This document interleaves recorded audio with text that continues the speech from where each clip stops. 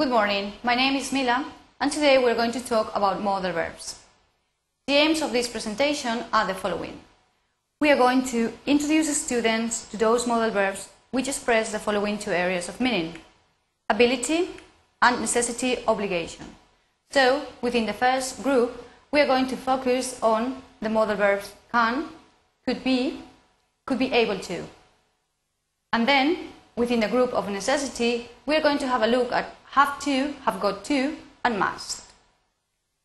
Let's begin with the first group. Expressing ability with can, could, and be able to. We normally use can or be able to talk about a general ability in the present. Let's have a look at the first example. A conservation forester can or is able to assess the impact of human activity on the forest. Notice that can is much more common than be able to, but you can use both. Similarly, we can use could or was were able to talk about ability in the past. Let's have a look at the next example. Early foresters could or were able to guard royal forests and organize harvest plans in the Middle Ages. However, there is one exception to this rule, and this is that we only use could with the following verbs. Verbs of perception, such as hear, smell, feel, and taste, and verbs of thinking. For example, think, understand, and remember. Let's have a look at the following examples. We could smell something burning near the farm. Here we are talking about an ability in the past, but notice that a smell is a verb of perception. So we can never use we were able to smell something burning near the farm. This example then is wrong. Let's have a look at another example. Hey, I can hear some steps. Someone is coming. Now we are going to focus on two different verbs, be able to and manage, when used to express a specific ability. Remember, before we were talking about general ability, but this is a specific ability. So we only use was or were able to or managed to and not could to talk about a specific ability in the past. This means a single achievement. For example, the farmer managed, were able to defeat the bee with a well-aimed kick at the bee's stomach. Or, the farmer managed to, were able to control the locust pest with the use of pesticides. Notice that managed to brings with it a nuance of effort. So, if you use managed to, you are implying that the action was, you did it with effort. Remember that can and could is always excluded from these uses. Now compare the following two examples. The first one, I managed to, I was able to, but not, I could, delete the Trojan from my computer. In this case, we are talking about a specific ability at a particular moment, so this is a single achievement in the past. However, let's consider the next example. She is able to delete Trojans and viruses from the computer because she is a computer technician. So in the second example, we are talking about a general ability because the person is a technician. Okay, now let's focus on the second group. Now we are going to compare have got to and must. We use have got to, and must to express obligation.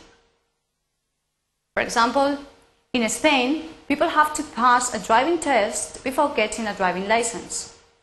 Also notice that have to is the most common form used. Sometimes you can also use have got to. Normally have got to conveys strong feelings and is normally used in spoken and informal language. Let's consider the example. She's got to drive more carefully. I fear she may have an accident one of these days. So in this example, you have strong feelings about the person in this case.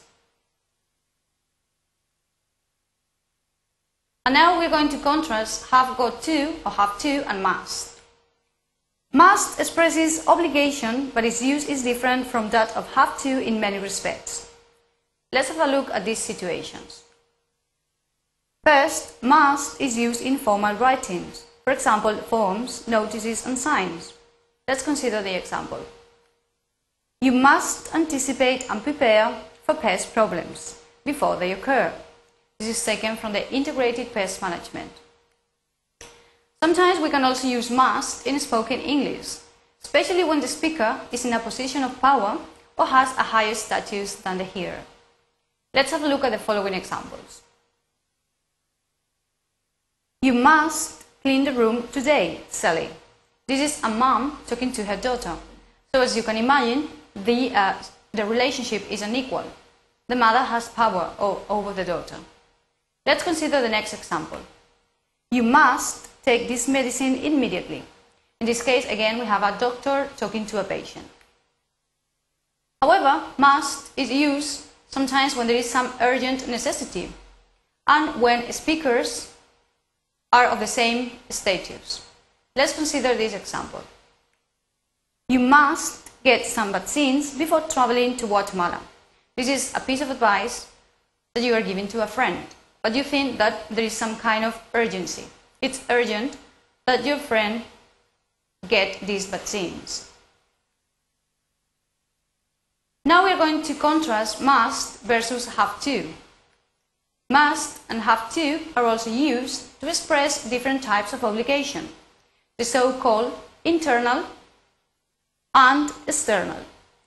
Compare the two following sentences. I have to take care of the weeds in the farm. So imagine you are a farm worker. You work on a farm and your manager wants you to do so. He wants you to take care of the weeds. But if you could, you would do something different. So in this case, the obligation, the imposition is external because it comes from your manager. Let's have a look at the next example. I must take care of the weeds next week. Imagine you are the owner of the farm. So in this case, you use must because you think it is your moral obligation to take care of the weeds. So in this case, the obligation, the imposition is internal. Now let's consider some notes about the use of these modal verbs.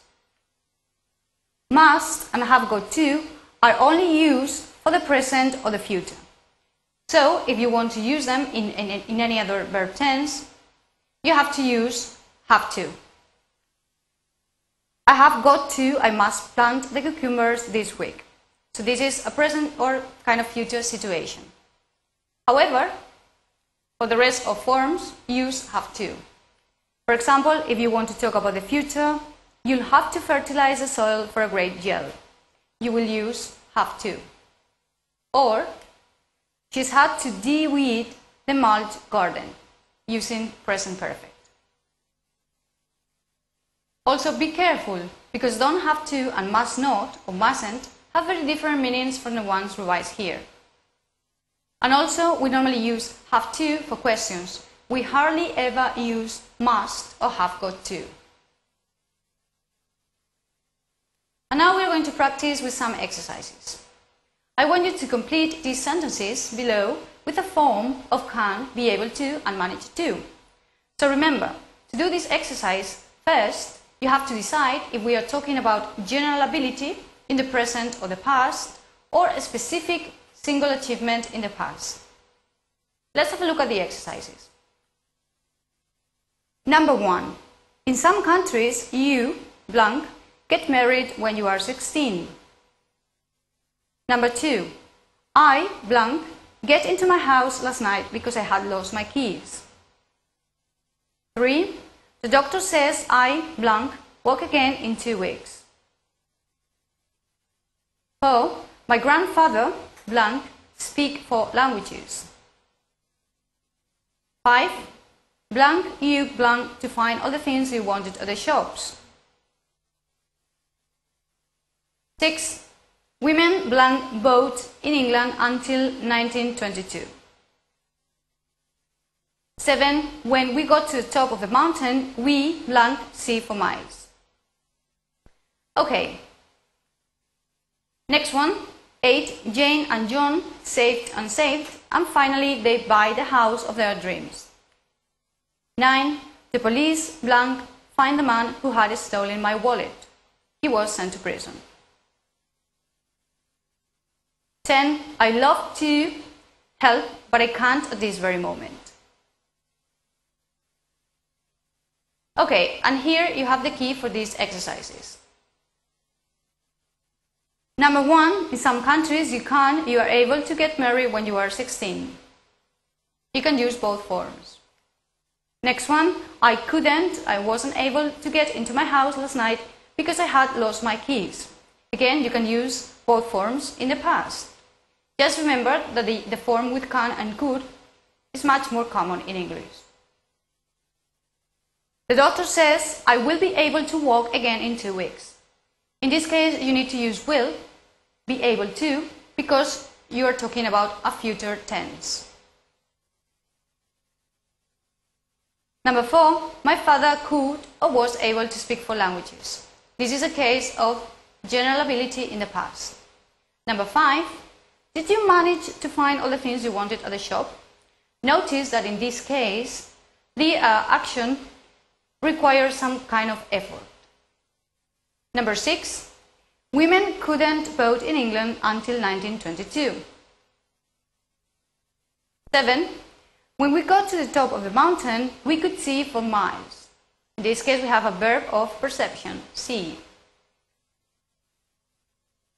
Next one, Jane and John saved, and finally they managed to buy the house of their dreams.